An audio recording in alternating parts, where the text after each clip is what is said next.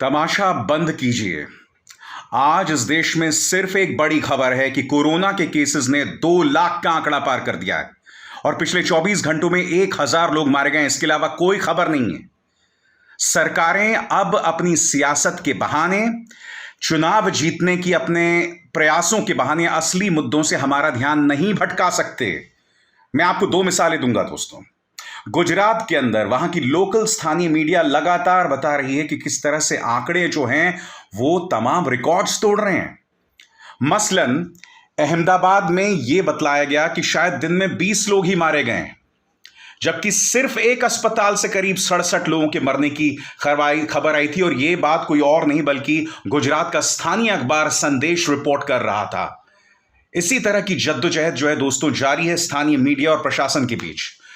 विजय रूपाणी तो यह कह रहे हैं कि अगर आपको कोरोना है और साथ में कोमॉर्बिडिटी है, कोमॉर्बिडिटी का मतलब अगर साथ में कोई और बीमारी है और अगर आपकी मौत हो जाती है तो आपकी मौत जो है कोरोना की वजह से नहीं मानी जाएगी, आपकी मौत जो है वो उस बीमारी की वजह से मानी जाएगी।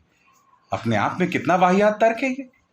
इंसान अगर अस्पताल पहुंचा है और अगर उसे कोरोना है तो जाहिर सी बात है, क्योंकि बाकी उसको डायबिटीज रहा होगा, हार्ट की प्रॉब्लम रहेगी, स्ट्रेस रहा होगा, ये तमाम चीजों को एग्रीवेट किया है, बढ़ा चढ़ाकर जो रख दिया है कोरोना ने। अजीबोगरीब तर्क है दोस्तों हमारी सरकारों का, और वो कहीं ना कहीं अंकुश डाल रही है। यही मध्य प्रदेश में हो रहा है। मध्य प्रदेश में स्थानीय प्रशासन ने एक फरमान जारी किया है कि कोरोना के नाम पर अगर किसी तरह की अफवाह फैलाई जाएगी तो उन पर सख्ती होगी, यकीनन, क्योंकि उनमें से एक प्रावधान यह भी है अफवाहों का, और धर्म के आधार पर अगर किसी को निशाना बनाया गया। इसका मैं स्वागत करता हूं, मगर आप भी जानते हैं कि इन नियम कानूनों का मकसद सिर्फ और सिर्फ उन पत्रकारों पर लगाम लगाना है जो कि आपके सामने सच्ची खबरें ला रहे हैं कोरोना को लेकर। प्रशासन और सरकारों से मेरी अपील है, हकीकत से मुंह मत मोड़िए। त्राहिमाम मचा हुआ है दोस्तों पूरे देश में। क्या लखनऊ, क्या कानपुर, क्या अहमदाबाद, क्या सूरत, क्या मुंबई। मैं जानता हूं कि इन हालात में चीजों पर काबू पाना बहुत मुश्किल हो जाता है। मैं उन मुख्यमंत्रियों की तारीफ करता हूं दोस्तों जो लोग हकीकत से मुंह नहीं मोड़ रहे हैं, जो अपनी गलती समझकर उसे संबोधित कर रहे हैं।